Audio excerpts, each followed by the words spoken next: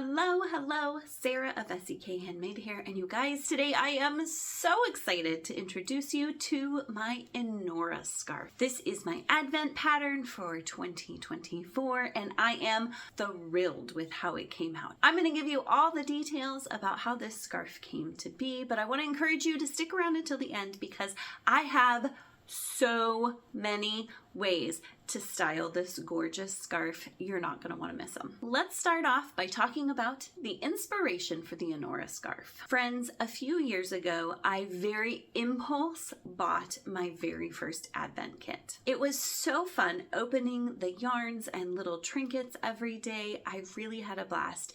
But as I went looking at advent patterns, I noticed that there were lots and lots of knitting patterns, but not a lot of crochet patterns. So I decided what I often decide, that I was just going to make them myself. So this is my second year making a pattern that is designed specifically to use an advent kit. If you've been following along with me, you may have noticed I had a small but extended obsession with the moss stitch this year. I have a cozy, a cowl, a hat, a shawl, and now my Enora scarf, and a cowl as well. This is my Engelmann cowl. I was deep into the moss stitch when a wonderful yarn shop from Colorado reached out to me and asked if I would want to design a pattern for their shop hop this summer. I said yes please, and had so much fun working with their shop yarn to create the Engelmann cowl. The Engelmann cowl, just real quick, comes in two styles, a wider with a ribbing around the top. And then I sent them my original sample, so I dug out some of my real bold yarn for my own tall and skinny sample, and I'm just thrilled with this pattern. Once I had made this, and I just loved how the stripes ran around, I knew that I wanted to use it again, and so it became my advent pattern. All right, there is a lot of gorgeous yarn in this pattern, so let's give you all the details. The pattern is designed to be worked with a 24 mini skein, 1 full skein advent kit. For my first sample, I used one of the advent kits I had from last year.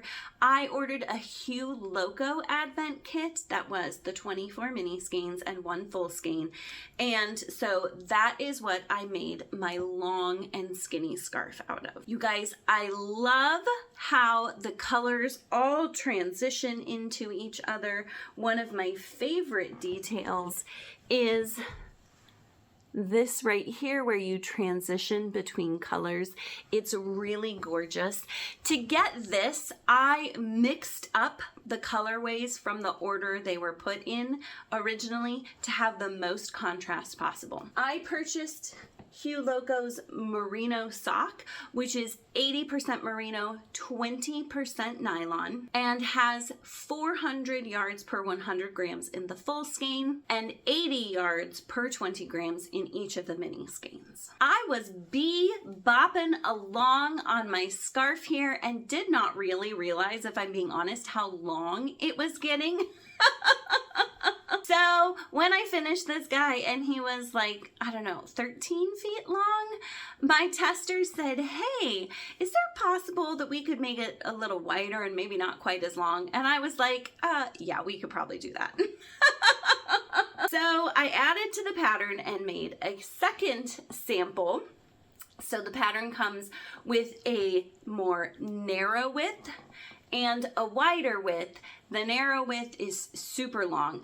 The wider width is not quite as long. You can see there's a pretty big difference in the length of the stripes, but this is still super generous and great to wrap up in. I did not have another advent kit that I thought went well with my Hue Loco advent kit, so I thought I'm just gonna give this a try in some full skeins. So what I did was I dug into my stash and I had 3 skeins of this dark color. I only ended up using 2 of them, and then 1 skein of this really pretty light and this turquoisey a gray color. So I set up a pattern and alternated those. These are all one-of-a-kind colorways from my friend Fatima of Aquarius Make.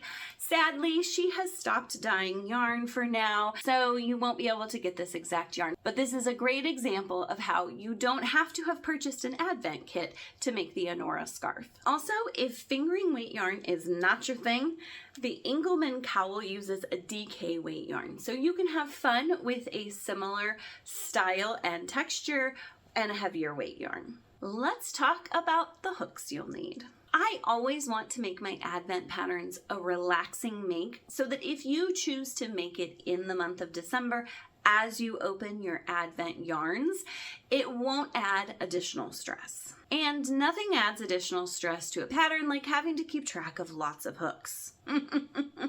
So thankfully the Enora scarf only takes one hook. That's a USG 6 4mm hook. All right, let's talk customization. You guys, this is a simple scarf, but with a unique construction.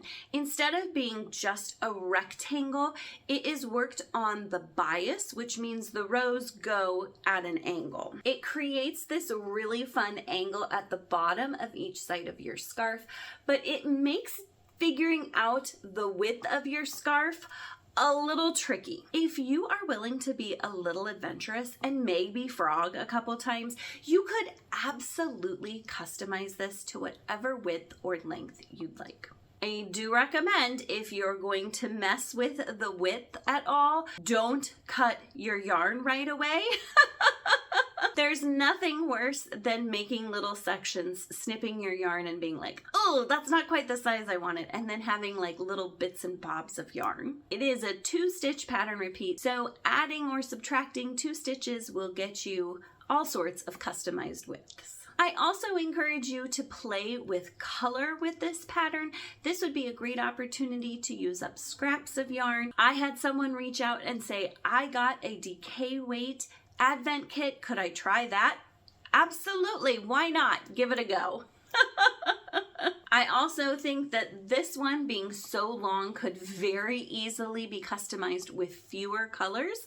So a smaller advent like a Halloween kit or something else like that, or even just mini skeins you've been gathering throughout the years could absolutely work for this. All right, on to my favorite part, that is how to style your Enora scarf. I love giving you lots of ways to wear your projects because if you're gonna make 13 feet of something, you should wear it all the time.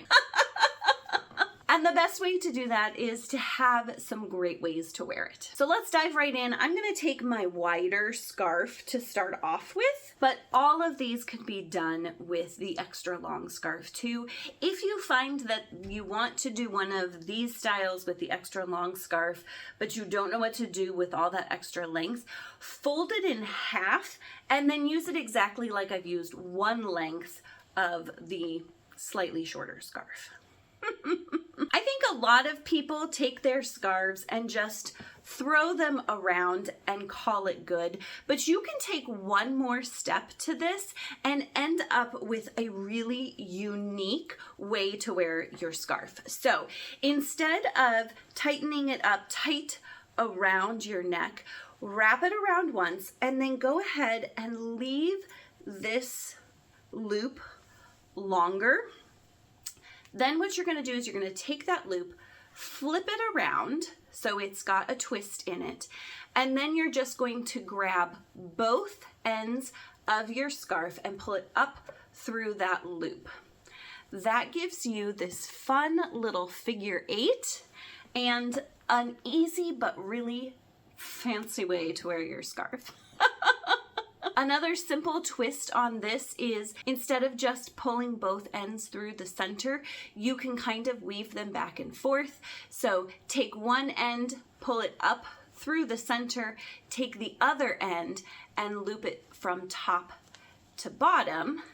And then you've got an even more woven look, but it's super simple to create. Another fun thing to do, especially when you've got a nice long scarf like this, is to make kind of a twisty knot with it. And you can do that by simply wrapping this around a couple times and then doing the same thing with the other side, kind of looping it through, zhuzhing this out a little bit, and then you've got a length on the front, a little length on the back, and just some interest in texture without having it be super complicated. Play with just wrapping your scarf around itself.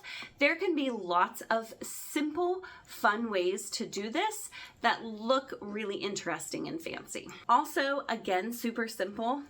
Maybe tighten this up a little bit. You can bring both ends up and to the outside, which leaves this kind of underneath, or flip it the other direction by bringing it on top and through, on top and through. And again, it just gives you this interesting texture while still just wearing your scarf. Temperatures have gotten really chilly around here, so I am really appreciating having a lot of scarf to wrap up in. You can very easily just take one end and then start with it up kind of tighter around your neck. Of course, personal preference, how fitted you want this first layer. Tuck that end up in there so it's out of the way, and then you can just keep wrapping around, bringing this a little lower,